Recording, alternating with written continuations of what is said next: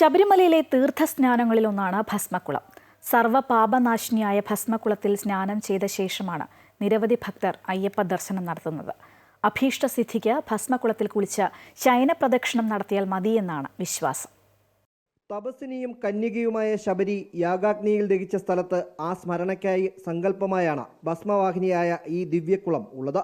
ഈ തീർത്ഥത്തിലെ സ്നാനം സർവ്വപാപ കാരണമാണെന്നാണ് ഐതിഹ്യം. മോക്ഷമാണ്. നമ്മൾ ഭസ്മക്കുളത്തിൽ കുളിച്ച് മോക്ഷം, നമ്മുടെ സകല പാപങ്ങളും നശിക്കുന്നതാണ് പുരാണങ്ങൾ പറയുന്നത്.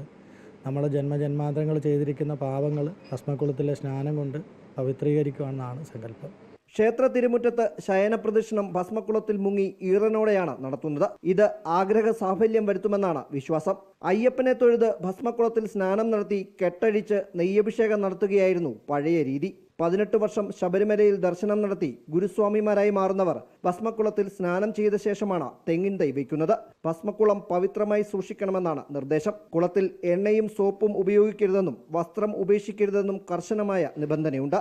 കുട്ടികളെ തനിയെ കുളത്തിൽ ഇറക്കരുതെന്നും ദേവസ്വം ബോർഡ് നിർദ്ദേശിക്കുന്നു. അമൃത ന്യൂസ്, സന്നിധാനം.